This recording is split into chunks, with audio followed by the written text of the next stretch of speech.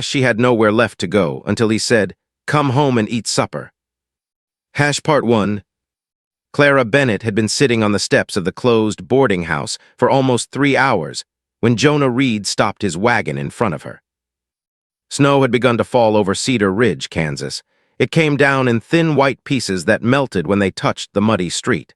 Clara's small travel bag rested beside her boots. Everything she owned was inside it. People passed her without stopping. Some looked at her. Most looked away. By sunset, the cold had reached through her worn brown coat and settled deep in her bones. She had no money for a room, no family waiting in another town, no job to return to in the morning. She had nowhere left to go. Jonah sat quietly on the wagon seat, holding the reins in one gloved hand. He was a tall man in his late 30s, with dark hair, a rough jaw, and tired gray eyes. He owned a small ranch outside town and spoke so little that people often forgot he was in the room. Clara knew him only by sight. He came into the hotel kitchen twice each month to deliver eggs, milk, and fresh meat. He always removed his hat when he entered. He always thanked the workers. He never stared at Clara the way some men did. Now he looked at the locked boarding house door, then at the bag beside her feet. "Mrs. Turner put you out?" he asked. Clara kept her eyes on the street. "She said I could no longer pay." Jonah glanced toward the hotel at the far end of town. Its windows were dark. The hotel owner had disappeared 3 nights earlier. By morning, the sheriff had found the money box empty. Every worker had been dismissed before noon. Clara had lost her wages, her room, and the small amount of money the owner had promised to pay her. Some people believed she had helped him steal it. They had no proof. They did not need any. In a town like Cedar Ridge, a whisper could close more doors than a lock. Jonah climbed down from the wagon. His boots landed heavily in the mud. He tied the reins to the hitching rail and walked toward her. Clara lifted her chin. She had spent years learning not to look weak in front of strangers. "I am not asking for charity," she said. "I did not say you were. I can work. I know." That answer made her look at him. Jonah stood a few feet away, snow gathering on the shoulders of his dark coat. His face held no pity, no judgment. He looked at her as if she were simply a person sitting in the cold.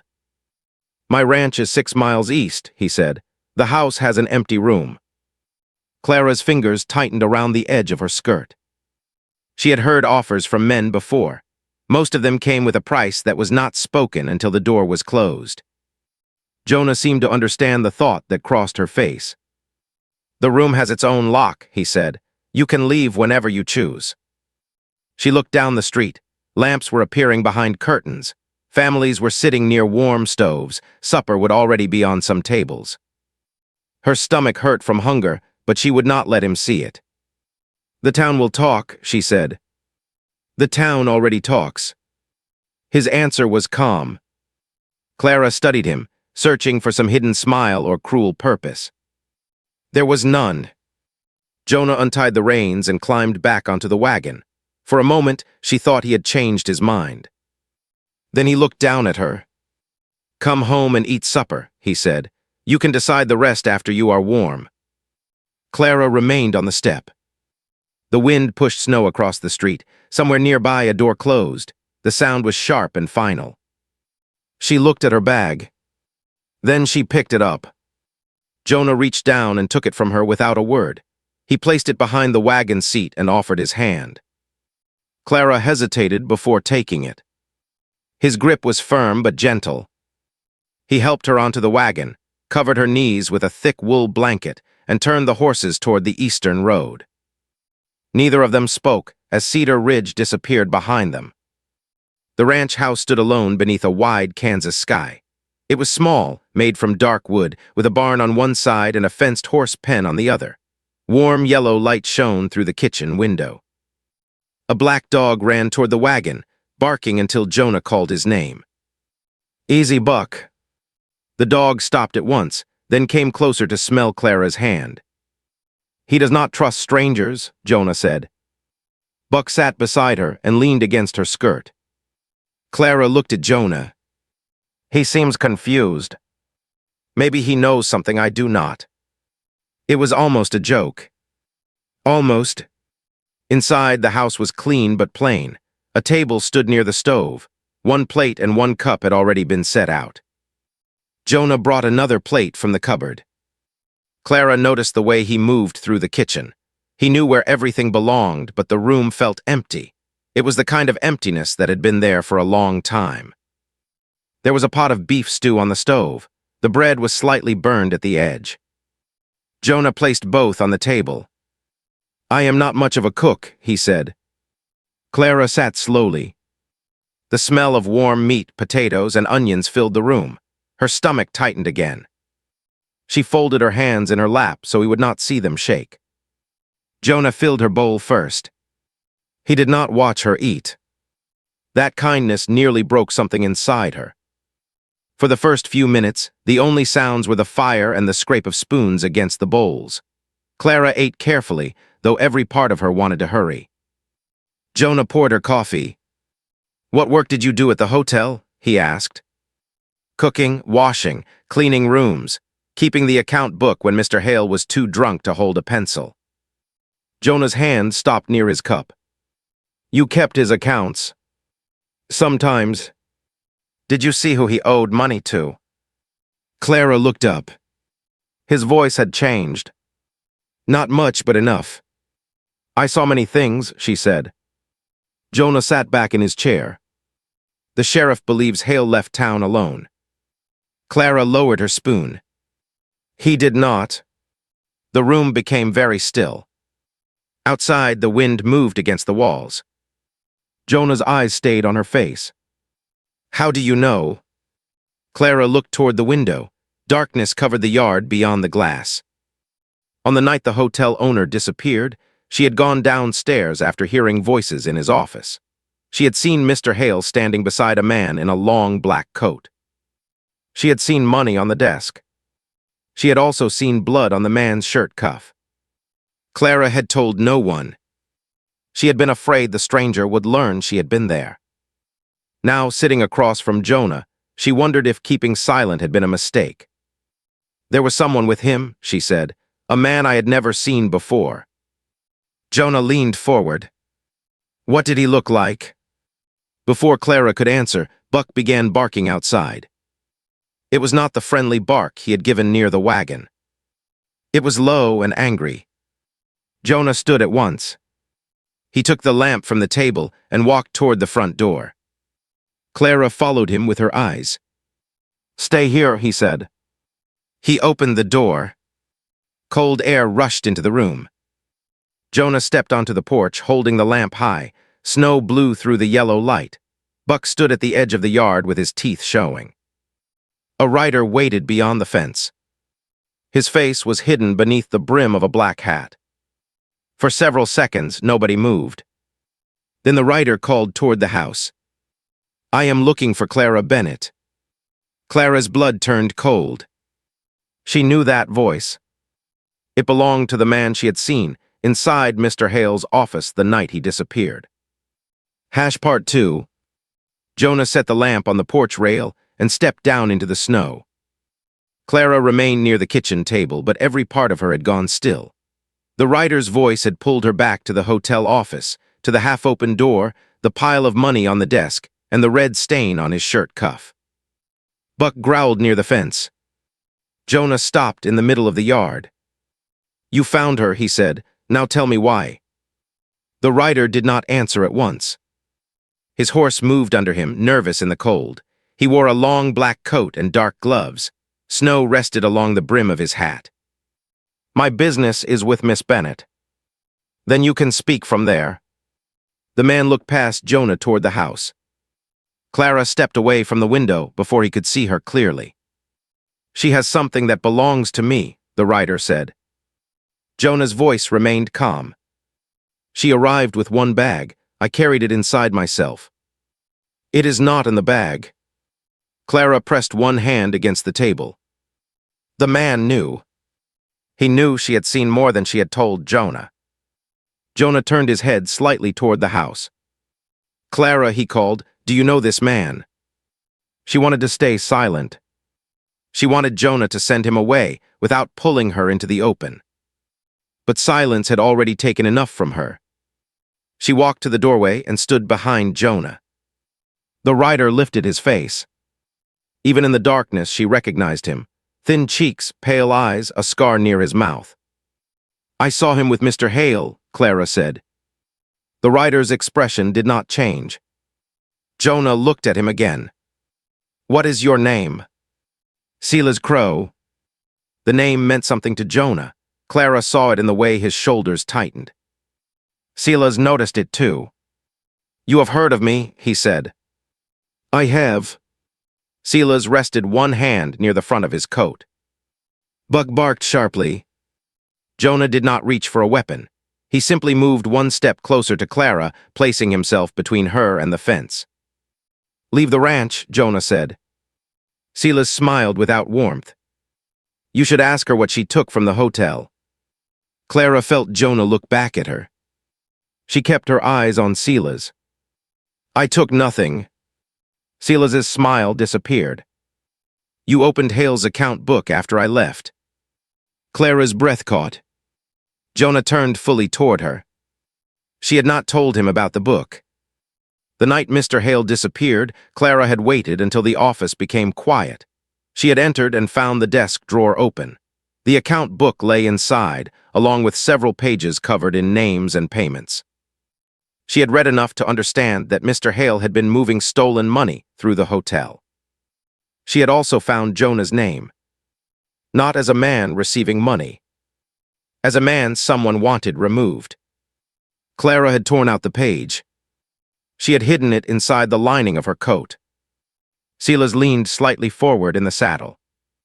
"Give me the page, and I will leave you alone." Jonah's face became harder. "What page?" Clara looked at him. "The one with your name." For the first time since she had met him, Jonah seemed surprised. Silas slowly reached inside his coat. Jonah pushed Clara toward the door. Inside, a gunshot broke the quiet. The porch post split beside Jonah's shoulder. Buck lunged toward the fence. Jonah grabbed Clara around the waist and pulled her down behind the water barrel. Another shot struck the side of the house. "Stay low," he said. Silas turned his horse toward the open field. Jonah ran to the barn and disappeared through the door. A moment later, he came out holding a rifle. Silas fired once more from the fence. Jonah raised the rifle but did not shoot. The rider was already moving through the snow, his dark coat flying behind him. Within seconds, he disappeared into the night. Buck continued barking until the sound of the horse was gone. Jonah lowered the rifle and returned to Clara. "Are you hurt?" She shook her head. He looked over her face, her hands, and the front of her coat. "I am not hurt," she said again. Jonah's jaw tightened. He turned toward the empty field, then looked back at the broken porch post. Inside, they entered the house and locked the door. Jonah closed every curtain before returning to the table. He placed the rifle beside his chair. Clara stood near the stove, holding her coat closed with both hands. "Show me the page." She hesitated. Jonah's voice remained quiet, but the room no longer felt soft. "He fired at my house," he said. "He came looking for you. I need to know why."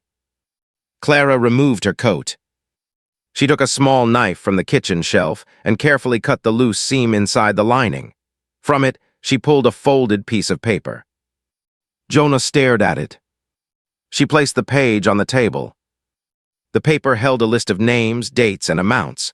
Some names belonged to men Clara knew from Cedar Ridge, the banker, a landowner, 2 men from the railroad office. Near the bottom, someone had written Jonah Reed. Beside his name were the words, "Remove before spring." Jonah read the line twice. "What does this mean?" Clara asked. He remained silent for a moment. "My ranch sits near the only clean water between Cedar Ridge and the northern rail line." Clara remembered hearing men speak about a new railroad route at the hotel.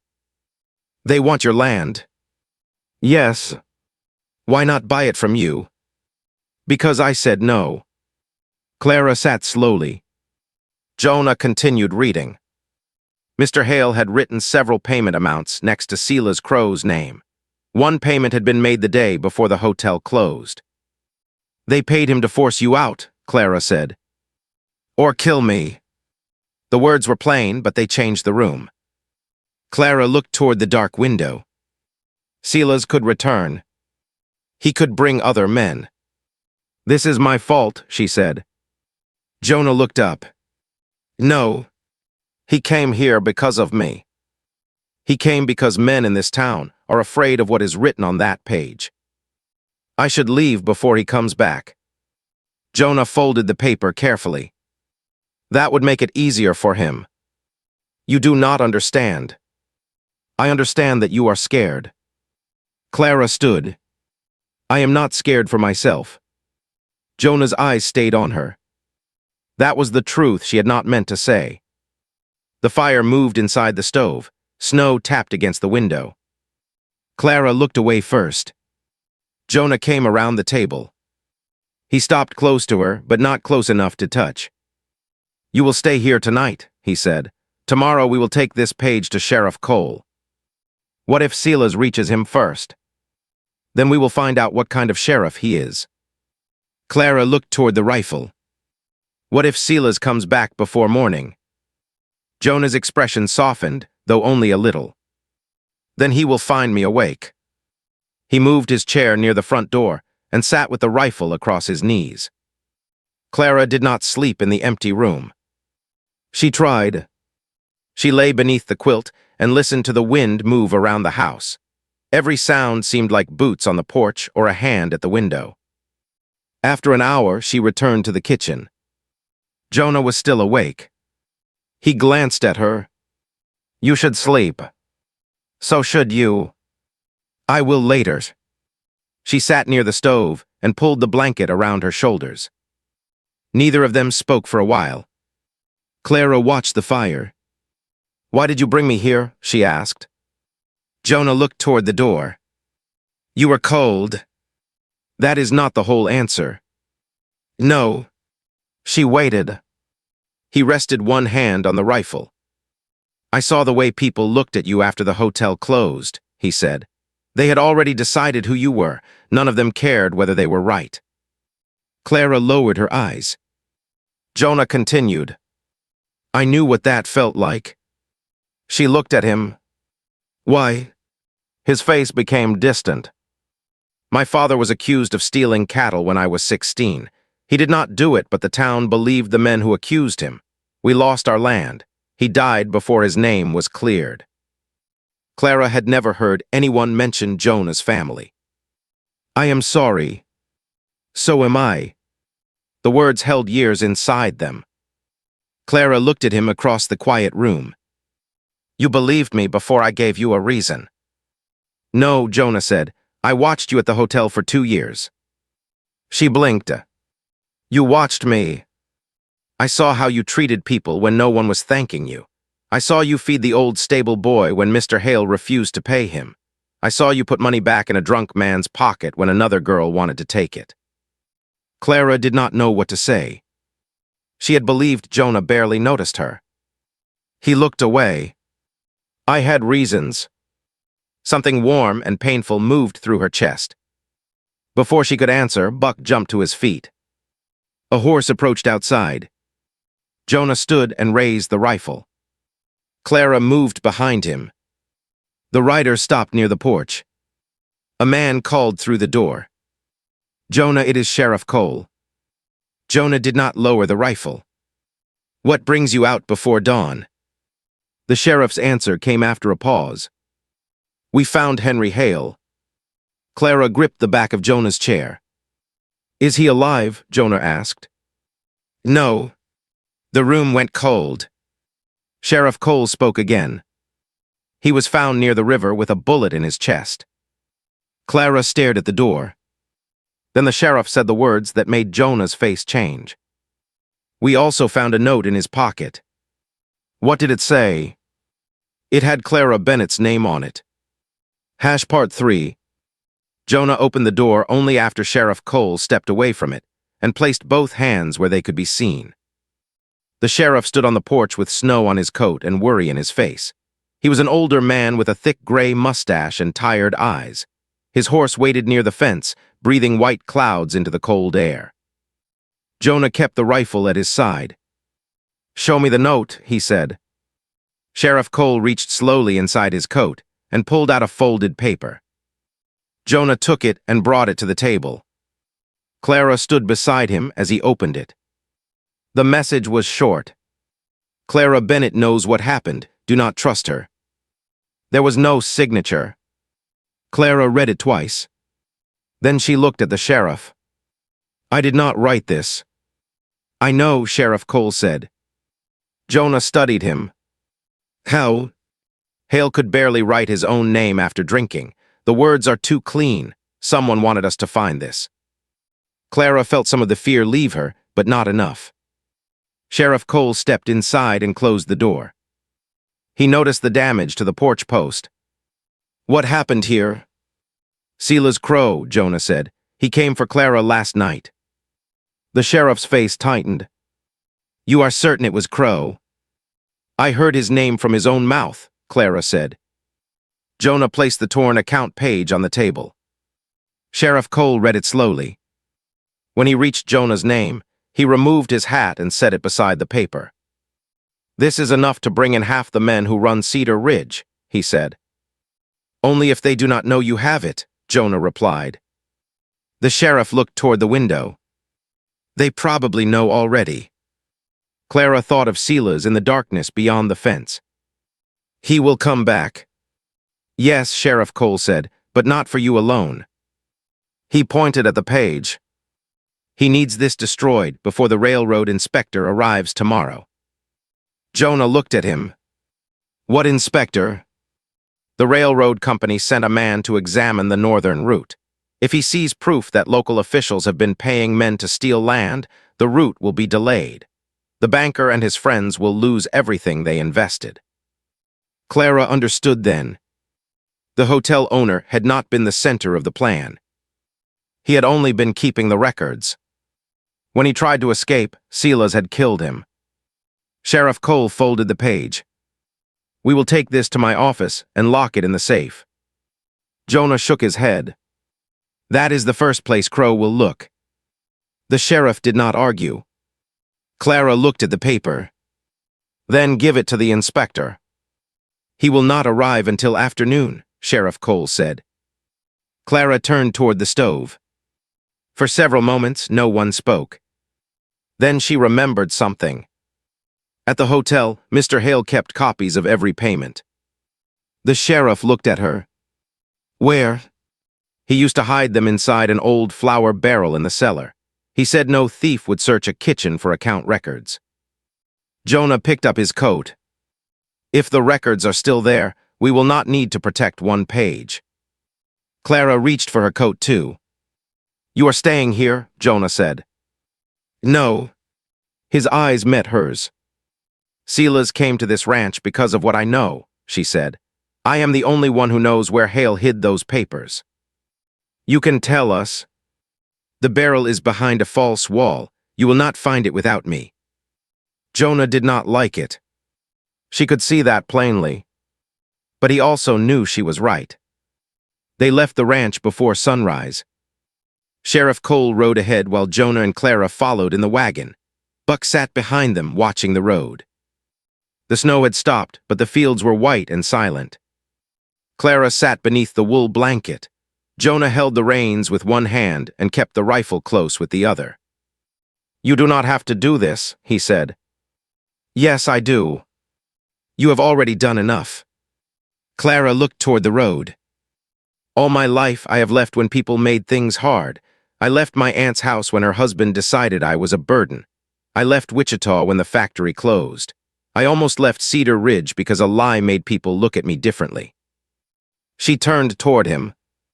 "I am tired of leaving." Jonah watched her for a moment. Then he looked back at the road.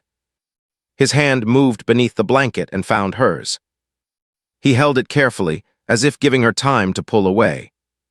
She did not. They reached Cedar Ridge just after sunrise. The town was quiet. Smoke rose from chimneys. The hotel stood dark at the end of the street with boards across the front door. Sheriff Cole removed one board and led them inside. The dining room smelled of dust and old smoke. Chairs sat upside down on the tables. Clara had worked there only days earlier, but it already felt like a place from another life. She led them through the kitchen and down the narrow cellar steps. The cellar was cold and nearly black. Jonah carried a lamp. Clara moved past sacks of potatoes and empty shelves until she reached a row of old barrels. She pushed one aside. Behind it was a narrow wooden panel. Jonah pulled it loose. Inside the wall sat a metal box. Sheriff Cole opened it. It was filled with papers. Names, dates, payments, land numbers. At the bottom was a letter signed by the banker, ordering Silas Crow to remove Jonah Reed before the railroad survey began. Sheriff Cole let out a slow breath. "This will end it." A voice came from the top of the stairs. "No," Silas Crow said, "it will not." He stood in the doorway with a gun in his hand. Behind him were two men Clara recognized from the bank. Sheriff Cole reached for his weapon. Silas pointed the gun at Clara.